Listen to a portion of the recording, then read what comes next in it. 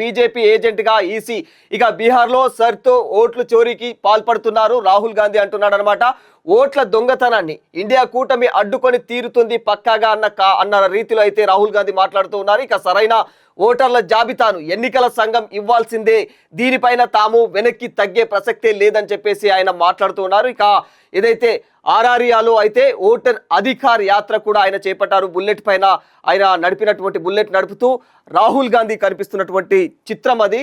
అయితే ఇక బీహార్లో ఓటర్ అధికార్ యాత్రలో సందర్భంగా ఈ పిక్ అయితే ఈ విధంగా అంటే ఈ ఫోటో అయితే తీయడం జరిగింది. ఇక రాహుల్ గాంధీ ఏమంటున్నాడంటే ఖచ్చితంగా ఓట్ల అవినీతి అయితే జరిగింది.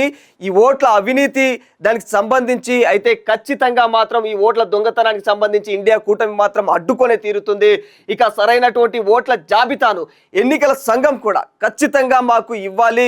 దాంట్లో ఎలాంటి అవకతవకలు జరిగాయి, అసలు ఖచ్చితంగా సవ్యంగా జరిగిందా లేదా, ఎలక్షన్స్ అప్పుడు ఓట్లు సవ్యంగా పడ్డాయా లేదా, లేకపోతే ఇవన్నీ దొంగ ఓట్ల లెక్కలా, ఏ విధంగా బీజేపీ మళ్ళీ ఈసారి కూడా ఎందుకు అలా అంటే అధికారంలోకి ఏ విధంగా రాగలిగింది, అసలు పూర్తిగా వ్యతిరేకత అంటే దాదాపు సగం అన్న వ్యతిరేకత కలిగి నుండే మరి అలాంటి వ్యతిరేకతను ఏ విధంగా ఎదుర్కొంది, మరి ఖచ్చితంగా ఓట్ల అవినీతి అనేది జరిగింది కాబట్టే ఇక్కడ మాత్రం ఖచ్చితంగా బీజేపీ గెలవగలిగింది అన్న కోణంలో అయితే రాహుల్ గాంధీ మాట్లాడుతూ ఉన్నారు. దానికి సంబంధించి ఎలక్షన్ ఎవరైతే ఎన్నికల సంఘం ఉంటుందో ఎన్నికల సంఘానికి కూడా ఆయన ఖచ్చితంగా ఆర్డర్ వేస్తూ ఉన్నారు.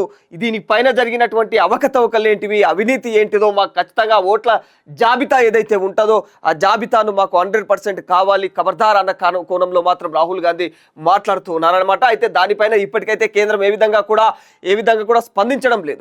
మరి దానిపైన ఏ విధంగా స్పందిస్తుంది, ఎన్నికల సంఘం కూడా ఏ విధంగా దానిపైన స్పందించే అవకాశాలు ఉన్నాయి అనేది మాత్రం వేచి చూడాల్సిన అంశమే ఇది. ఖచ్చితంగా ఇది హాట్ టాపిక్ గా మారబోతోంది. ముందు